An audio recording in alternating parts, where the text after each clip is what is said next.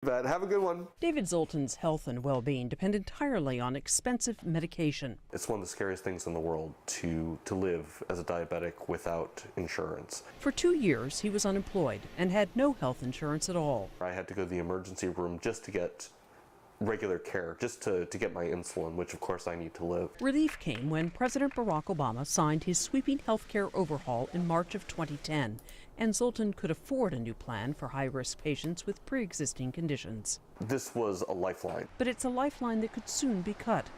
Starting March 26th, Zoltan will watch the Supreme Court like never before, as the justices hear 3 days of oral arguments on the Affordable Care Act.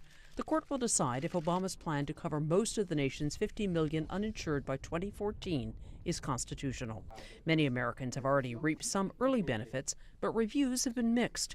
The stopgap pre-existing condition plan still proved too expensive for Glenn Nishimura, a self-employed consultant who's been denied coverage for high blood pressure and blood sugar levels.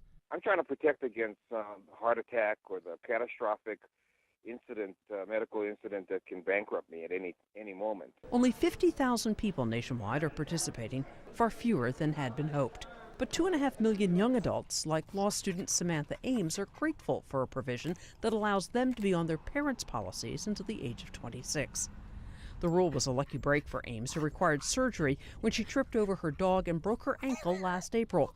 She says her previous student insurance likely would not have covered the $30,000 bill. There was this enormous feeling of relief and, just immense gratitude that I was able to get this when I was able to get this, and that it was all covered. So far, the law has also eliminated lifetime limits on coverage, reduced some Medicare prescription drug costs, offered tax credits to small businesses to keep employees covered, and required some insurance plans to provide preventive care for free. In that same time, many Americans also saw modest premium hikes because of the law, and some layoffs were blamed on it. It's still 2 years until the real meat of the overhaul kicks in, including the individual mandate, which requires all Americans to be insured and helps pay the way for those who cannot afford it.